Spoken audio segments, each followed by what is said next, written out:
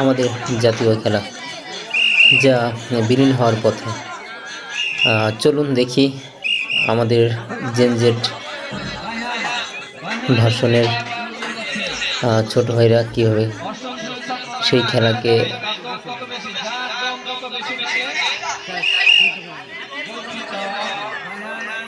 Play করে।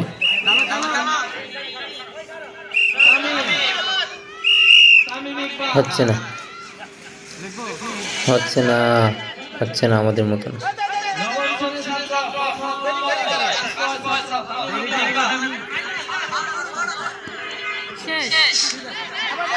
হ্যাঁ, অল্প দম শেষ। আমরা একদমে প্রায় 1 থেকে 2 মিনিট দিয়ে আসতাম। আমরা ঢু বলি, অবশ্য ঢু বলতাম, অবশ্য ধরা খেয়ে গেল।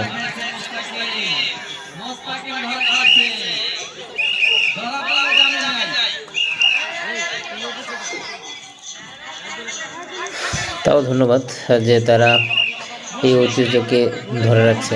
আমাদের জাতীয় খেলা হয়তো অনেকে জানিয়ে না যে হাডুডু আমাদের জাতীয় খেলা।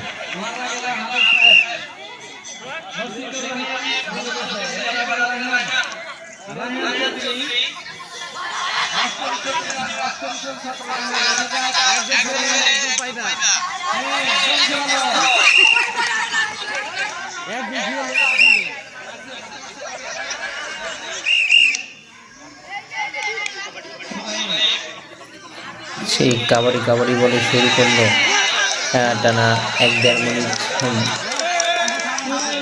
যা ঢু দেওয়া হতো। আমরা অবশ্য আমাদের সময় আমরা টাক বলতাম। এখানে তো কাবাডি বলে, কিন্তু তাও দম রাখতে পারে না।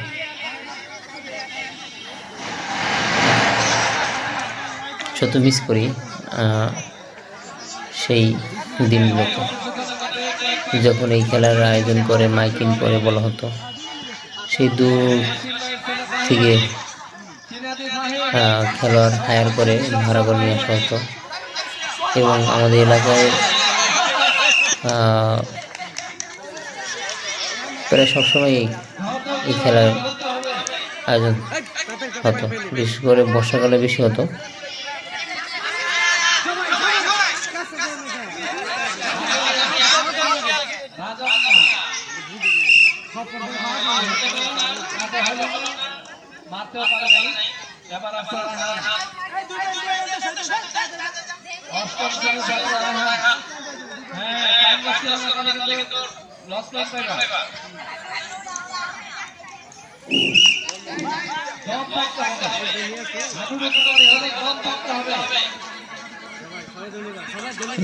দেখি এ ধরা খাবে, সম্ভাবনা আছে। না, বেঁচে গেছে।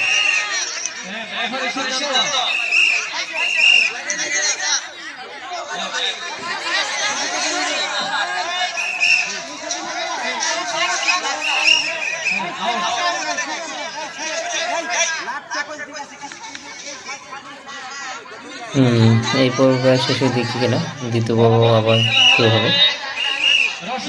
ভালো লাগছে, যদিও শেষ খেলা যে আমাদের জাতীয় খেলা, তাও জেনজেডদের ভিতরে আছে, অনেকে হয়তো জানে এখনো।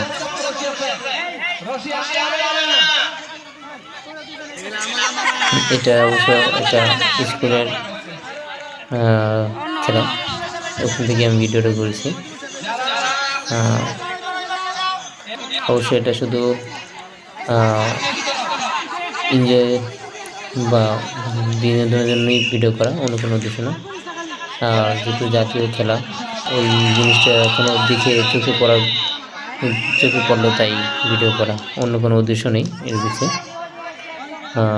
যাদের ভালো লাগে সবাই কমেন্টস করে জানাতে পারেন। আর অনেকেই হয়তো জানে না যে হাডুডু আমাদের জাতীয় খেলা, তাই জন্য এই ভিডিওটা করা। সবাই ভালো থাকবেন, আল্লাহ হাফেজ। তোমাদের অবশ্যই পুরস্কার দেওয়া হবে ইনশাআল্লাহ। জানুয়ারি মাসে আমাদের মাদ্রাসার শিশু শ্রেণী থেকে দশম শ্রেণী পর্যন্ত ছাত্রদের ক্রীড়া অনুষ্ঠান হবে। এরপরে সুরাইম সুরাইম রায়হান এবার পারলো না, ব্যর্থ হলো। সুরাইমকে আটকাতে।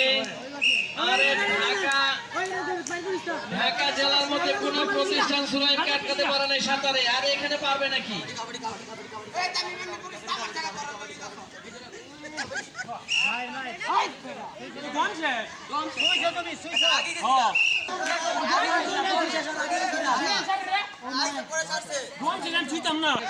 বিধায় সে মারা গেল।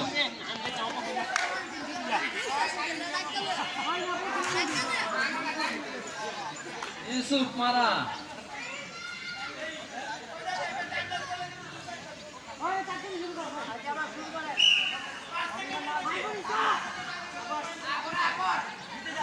জি বেরাত মোহাম্মদিয়া দাখিল ঢুকছে কাবাডি দম রাখতে পারলো না, চলে গেল।